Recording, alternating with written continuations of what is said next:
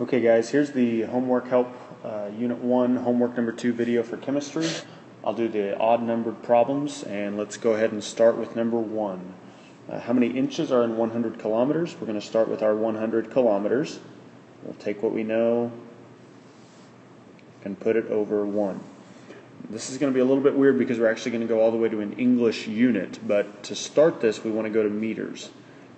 So we'll go ahead and put meters on top, kilometers on bottom, and if you look at your conversion sheet, the number above kilo is 1,000, and that goes with your base unit.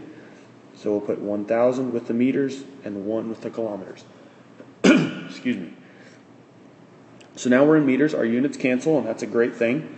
We'll go from meters then to centimeters, because if you look up at the top of your sheet, it says 2.54 centimeters equals 1 inch. So we'll put cm up here, and meters down there. If you look at the centi on the bottom, 10 to the negative 2, so we'll put 1 times 10 to the negative 2 with our base unit, and 1 centimeter at the top. Our last piece here is to go from centimeters to inches. We want inches on the top because that's what we want to get to, centimeters on the bottom, and it says there's 2.54 centimeters in every 1 inch. We've got all this, our units cancel, and all these things are equal, so we're ready to just plug and chug here.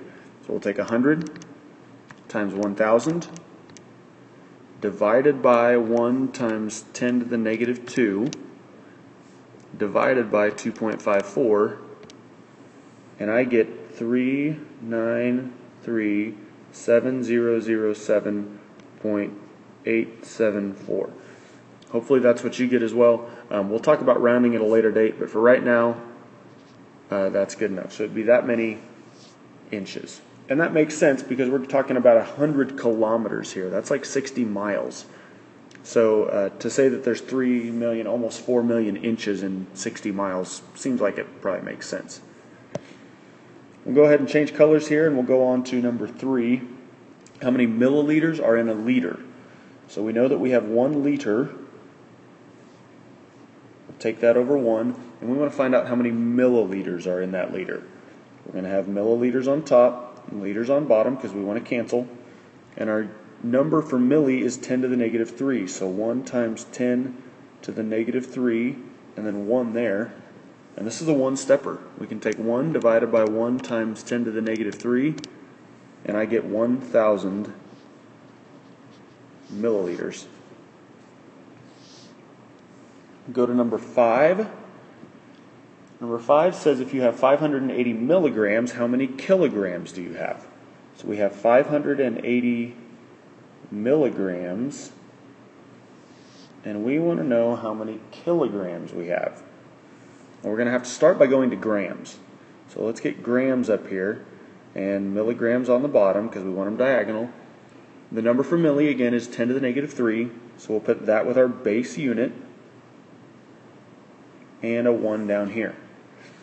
Now we're in grams because our units cancel, and we want to go to kilograms.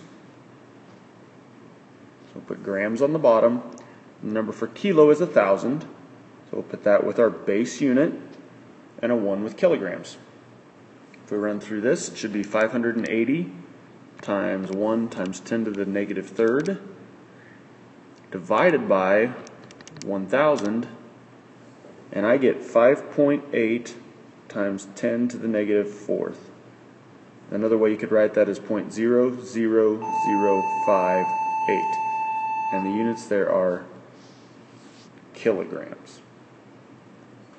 That's number 5. If we look at number 7, if you have American money and you visit Canada, and $1 American is equal to $1.13 in Canadian dollars, how much money, American, will you have to give the gas station to pay for your $20.15 in Canadian gas you just bought? Now, what we know here is that we just bought $20.50 in Canadian gas. That'll be my symbol for Canadian. So let's take that and put it over 1. We also know that $1.13 in Canada is equal to $1 American dollar. So $1.13 in Canada is equal to $1 American. So this one's pretty simple. We take 20.50 divided by 1.13, and I get $18.14 American.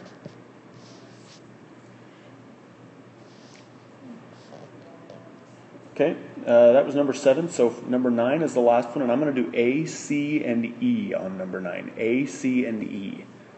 So if we look at A, 250 Kelvin, and we want to go to Celsius.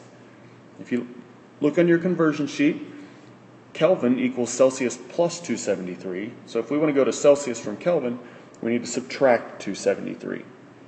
So minus 273, and we should get there negative 23 degrees Celsius. The next one that we'll do is C. For C, we have 339 Kelvin, and we want to go to Celsius. So the same thing, minus 273, and we should get 66 degrees Celsius there.